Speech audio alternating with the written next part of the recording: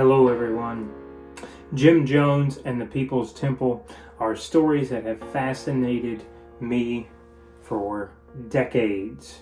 As soon as I could start researching true crime, this one was an immediate one that popped up, and reading The Raven by Tim Ritterman was the main reason that I continued to dive into this subject with great interest. When you step in the door, nothing you can do but step that way. It's the only way to step. The choice is not ours now. It's out of our hands. If you have a body that's been crippled, suddenly you have the kind of body that you want. A little rest. It feels good. You've never felt so good, family. I tell you. You've never felt so good is how that feels.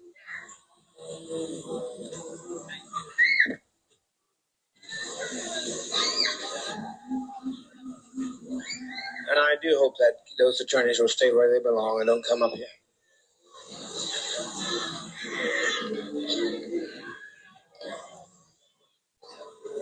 What is it? What is it? Get what? It's hard. It's hard. Only at first. Only at first is it hard. It's hard only at first.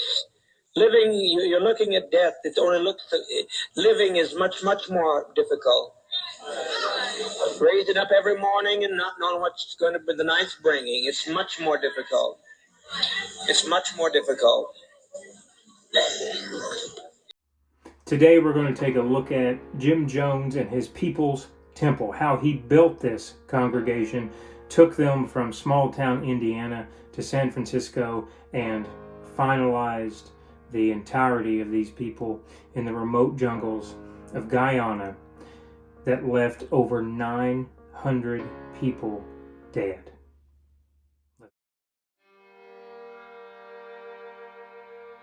Who was Jim Jones? A man of deep faith, a revolutionary leader, or a manipulative cult figure? Today we uncover the complex story of Jim Jones, an enigmatic leader whose vision for a utopian society led to one of the most tragic events in modern history. Born on May 13, 1931, in the small town of Crete, Indiana, James Warren Jones grew up in an environment that would deeply shape his worldview. The son of a disabled World War I veteran and a mother who believed he was destined for greatness, Jones was no ordinary child. From a young age, Jim Jones was fascinated by the power of religion. He was drawn to the church not just for its teachings, but for the control and influence it offered. Friends and family recall his early obsession with death, his penchant for dramatic sermons, even as a child, and his early experiments in manipulation and control. In the early 1950s, Jones founded the People's Temple in Indianapolis. His message was one of racial equality, social justice, and communal living, a message that resonated deeply in a time of civil rights struggles and social upheaval. But from the very beginning, Jones' charismatic leadership was accompanied by a darker undercurrent. He was a man who craved control, and as his following grew, so did his need to manipulate those who trusted him most. This is where the story of Jim Jones and the People's Temple begins, a story that would take him from the streets of Indiana to the heart of California, and ultimately to the remote jungles of Guyana, a story that would end in unspeakable tragedy.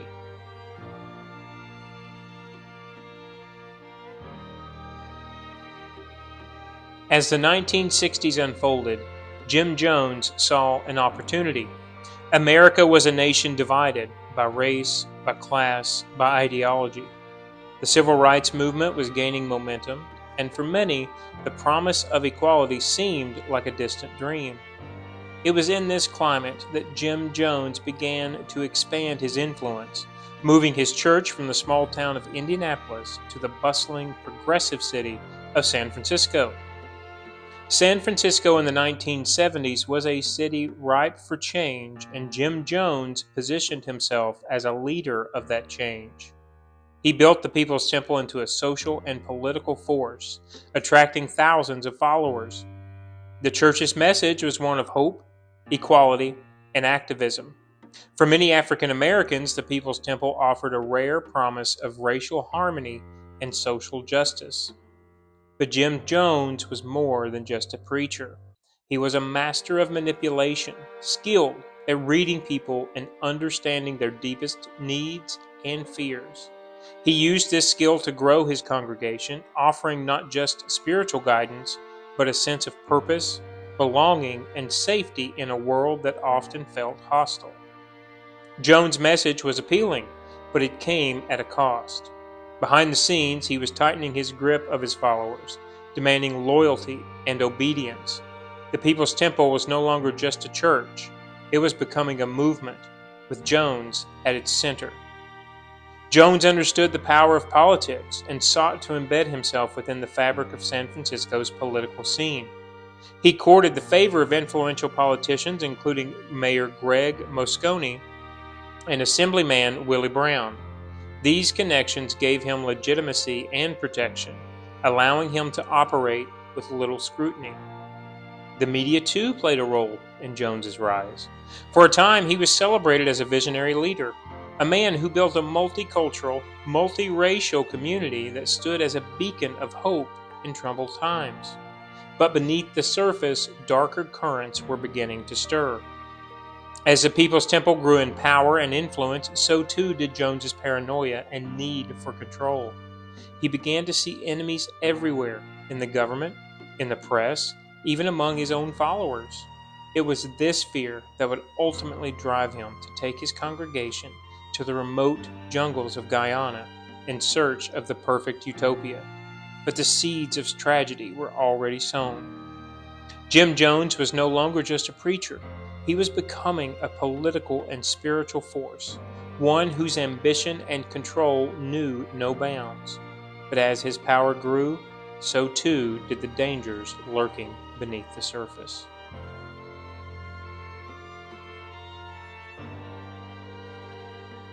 As Jim Jones's influence expanded, so too did his control over the People's Temple. What began as a community church dedicated to social justice and equality evolved into a tightly controlled institution where dissent was not tolerated and obedience was demanded. Jones's charismatic leadership was the cornerstone of his power. He used emotional manipulation and psychological tactics to ensure loyalty from his followers. Public confessions, loyalty tests, and intense sermons were part of his strategy to maintain control and suppress any opposition. The community was more than just a church, it was a family, and Jones was its authoritative patriarch. He demanded total allegiance from his members, encouraging them to sever ties with family and friends outside the temple. This isolation increased their dependency on him and the temple. Financial control was another crucial aspect of Jones' regime. Members were expected to contribute their earnings, property, and personal assets to the temple. In return, they received a sense of security and belonging, but this came at the cost of their financial independence and personal freedom. Jones's methods were effective, but they also bred an atmosphere of fear and control. He used surveillance to monitor his followers, ensuring that any signs of dissent were quickly dealt with. Members were constantly aware of their actions and thoughts were being watched, contributing to an environment of paranoia and obedience. Jones's increasing paranoia was fueled by external pressures and his own growing delusions. He believed that the government was plotting against him, and this fear only intensified as the People's Temple became more scrutinized by the media and authorities. He began to preach about revolutionary suicide as a form of protest against perceived oppression, further entrenching the control he had over his followers. The People's temple expansion into social services and politics had initially brought them acclaim. But as Jones's control became more authoritative, the veneer of a benevolent community began to crack. The internal and external pressures were mounting, setting the stage for the final tragic chapter of the People's Temple. As Jim Jones tightened his grip, the dream of a utopian society began to crumble under the weight of his own fears and paranoia. The transition from a beacon of hope to a symbol of control and manipulation was nearly complete, leading to a dramatic shift in the temple's trajectory.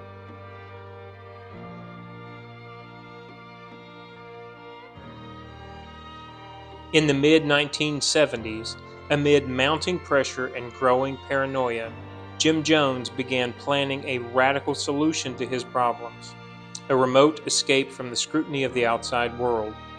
This vision would become Jonestown, a settlement deep in the jungles of Guyana, designed to be a utopian society free from the ills of modern civilization. Jones sold Jonestown as a sanctuary, a promised land where his followers could live out their ideals of equality and justice. For many, it was an opportunity to escape the perceived corruption and inequality of American society. The promise of a new beginning was powerful and alluring. Establishing Jonestown was no small feat. The dense jungle presented significant challenges, but the community persevered. They built their new home from scratch, constructing housing, a school, and facilities for agriculture. Initially, the settlement appeared to be a success, with members working together to create a self-sustaining community. In the early days, Jonestown was portrayed as a model of Jones's ideals. The community lived and worked together, cultivating crops and building infrastructure. To the outside world, it seemed like a promising experiment in communal living and social justice. However, the idyllic facade began to crack. As the isolation from the outside world grew, so did Jones's control over his followers. He increasingly used fear and intimidation to maintain his authority, creating a climate of suspicion and paranoia. The idyllic vision of Jonestown began to deteriorate as internal tensions and fears took hold. Jones's fears of external threats grew more intense. He implemented regular drills known as White Nights to prepare his followers for what he claimed were imminent attacks by enemies. These drills, designed to simulate emergencies, became a regular and frightening part of life in Jonestown. As time passed, the conditions in Jonestown worsened. Food shortages, poor living conditions, and the constant stress of living under Jones's authoritative rule began to take its toll. The once promised utopia was now a place of fear and hardship, with members increasingly questioning their leader and their situation. Back in the United States, concerns about Jonestown grew. Reports of abuse and the community's isolation sparked alarm among family members and authorities. Yet, Jones managed to maintain a facade of normalcy and success to the outside world, while internally the situation continued to unravel.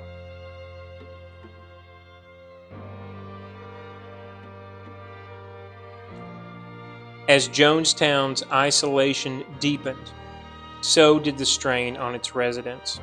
What was once a beacon of hope became a pressure cooker of fear and control. Jim Jones's growing paranoia began to manifest in increasingly drastic measures to maintain his authority. One of the most disturbing aspects of life in Jonestown was the White Night drills. These rehearsals for emergencies were designed to simulate attacks or crises, but they became a tool for Jones to instill fear and obedience. Members were regularly subjected to these drills, which involved staged emergencies and forced confessions of loyalty. The conditions in Jonestown grew increasingly dire. Food shortages, inadequate medical care, and the constant stress of living under Jones's regime took a toll on the community. the once promised utopia, was now marked by hunger, sickness, and widespread disillusionment. Jones' mental state deteriorated and his speeches became more erratic and desperate. He spoke of impending doom, portraying himself as the only savior in a world that was conspiring against them. The rhetoric only heightened the sense of impending catastrophe among his followers. External pressures were mounting as well. Reports of abuse and misconduct, along with increasingly scrutiny from the media and government, put additional strain on Jonestown. Family members and concerned individuals began to pressure authorities to investigate, further adding to Jones' sense of encirclement. Dissent began to bubble up from within. Some members questioned Jones's leadership and sought to leave Jonestown, risking severe punishment for their defiance. The community was rife with suspicion, and the trust between Jones and his followers began to erode. Jones's paranoia led to tighter security and harsher control measures. The once tight-knit community now lived in constant fear, with Jones's authoritative tactics creating a climate of distrust and anxiety. The sense of impending doom was palpable as the community struggled to hold on.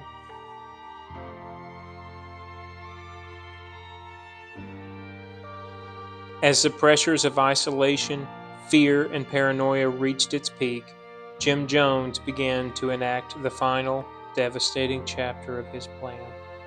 On November 18, 1978, the once promised utopia of Jonestown would become the site of one of the most tragic events in modern history. In his final addresses, Jones portrayed himself as a martyr and a savior, convincing his followers that death was the only way to escape the impending doom he claimed was coming. His rhetoric was a mix of desperation and manipulation, aimed at sealing his vision of a revolutionary sacrifice.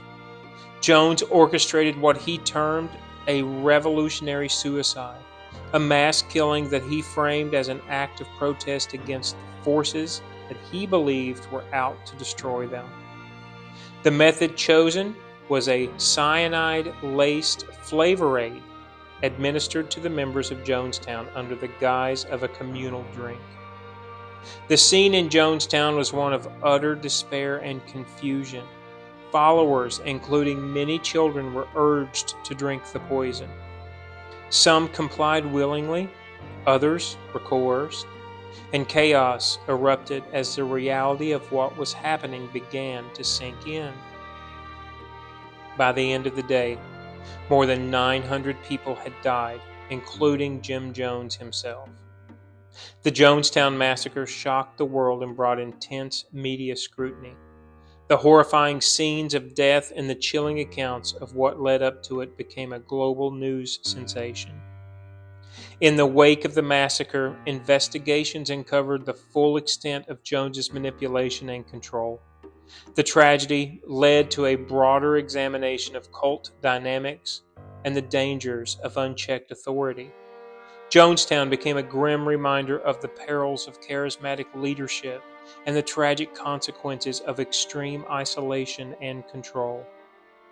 The story of Jim Jones and Jonestown is a haunting reminder of how powerful charisma and manipulation can be when combined with a charismatic leader's vision of an idealized future. It serves as a sobering lesson on the importance of vigilance, critical thinking, and the dangers of unchecked power. Beg you, don't fail to follow my advice. You'll be sorry. You'll be sorry. That we do it and that they do it.